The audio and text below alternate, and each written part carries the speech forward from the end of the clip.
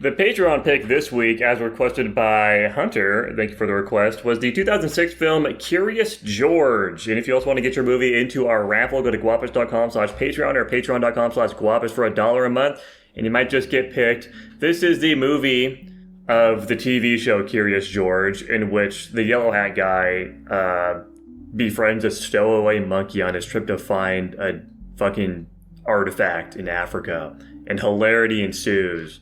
Fun fact, this movie was Will Ferrell's voice acting debut. Oh. It was his voice acting debut? That's crazy. Bad fun fact. Yeah. Dylan, where are you putting this movie? I should have suspected you were going to pick me first. Oh, no. I gave Curious George a C+. Wow. Tanner, how about yourself? Dude, I had a delightful little time with this film. I'm sitting at an A. I had a feeling, you piece of shit, you love these little baby children movies now, don't you? Jackson, how about yourself? I just have so much whimsy in my heart. I'm tossing up between a B and a B-. I am at a B- myself. Wow. Whoa. I wasn't expecting Dylan to be the hater of this one. Yeah. This movie shocked me, because I expected going into it, it was just going to be some really fucking boring kids movie. And granted, it still is a children's movie through in and throughout, but I had more fun with it than I thought I would. I think it was, like, remarkably funnier than I would expect a movie like this to be. It didn't look like absolute dog shit. This is, like, in the area they tried doing a lot more, like, CG compositing, and I feel like it works pretty well, for the most part, to the point where it maybe even, like, look up the budget. This is a pretty high-budget movie, and it fucking bombed, alas. Oh, God. Performance aren't bad. I mean, like, I'm saying, from, like, the era, I think it looks pretty good. Like, I think there are certainly some scenes that stand out as pretty dog shit, but, like, for the most part, it doesn't look terrible. And, like, the actual, like, 2D animation is pretty solid as well. It's just kind of a fun little kids movie. I think it's got good messaging. What the fuck's up with that, what's up with that one chick? Why does she want to bone the yellow She suit is guy not so being bad? subtle about it. She is... What is her problem? She thinks nerds are hot. It's like all she wants to do is just break this guy's fucking back out. It's so strange. So much so that she brings her school children there every single week to a museum. Yeah, just to look at him. It's actually insanity. I think the only real gripe I have with this movie is, like, outside of it, like, just like what it is, it being like some fucking, like, kids movie, is just like the relationship between our main character and George seems really fast-paced. Like, he doesn't give a fuck about the monkey, and then suddenly when he's getting shipped off back to Africa, he's suddenly like, oh man, I really miss that fucking guy, and then, like, they're like best friends all of a sudden. They just feel kind of, like, really rushed. And the ending was insanely fucking rushed too, of course. They just, like, miraculously solved the problem at the very end of it. But, you know, for a kids movie, I think it's very serviceable. I had a fun time with it. It's cute. It's not terrible looking. What else can I say? It is very formulaic. One thing I'm surprised you didn't mention is the music for this film.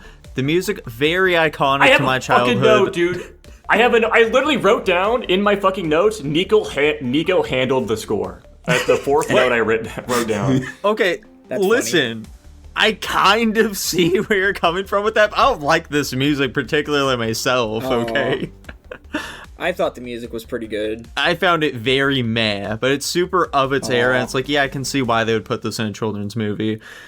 The cars look fucking terrible. I don't know what happened with those, but yeah, they look real bad. Luckily, not as bad as the Red Hood Batman movie, but they're still not great. Now, you know, I appreciate that they don't really go for, like, a whole liar revealed plot here. Like, our main character, Ted, whatever, was his name Ted? Sort of with a T. Yeah. Ted. Yeah, so Ted, he was very upfront with what was happening. I could easily see us going in that direction of, like, oh no, he has to hide the fact that it's this tiny little thing, but no, he's immediately shows, no, this is the problem, and they, like, try and find a way to resolve it. I enjoyed that part. However, I will say, this is, like, kind of a minor thing. I think I would have preferred if Junior just, like, didn't toss out that other page, like, into the fireplace and, like, at the beginning of the film, and instead, like, we did just think that the idol was this tiny little dinky thing the entire time, and we weren't like, oh no, but the real one's still out there, what? I just think it would have added a bit more to the movie, personally. But, yeah, what do you guys think, Tanner? What do you think of this one? You gave it a fucking A. What are you talking about? I had a delightful time with this movie. I think it's just cute. I agree with everything Jackson said. It's surprisingly funny, even for me as an adult. I just had a big old smile on my face the entire time watching this adorable little monkey and his little hijinks.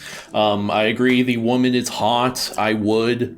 And I agree with Jackson about how they do a very good job blending the CGI in with the 2D animation, like better than a lot of other films we've seen. And I think what it is for the CGI elements, they go for this like Play-Doh or maybe like storybook art aesthetic for the CGI elements. And so even though they like stand out against the 2D elements, your brain still just kind of buys it because of what this film is. And so like there were only like a small handful of moments where I went like, okay, that looked janky, you know. Yeah, I just thought it was a cute movie, and I this was the movie I by far like actively enjoyed my time watching the most. Dude, I'd agree with that sentiment. It sounds like we all have similar thoughts. I didn't hate the movie. It's just like, you know, to me it was like, yeah, this is another, albeit well-made kids movie. I did enjoy the music. The same guy obviously did the music for the entire movie.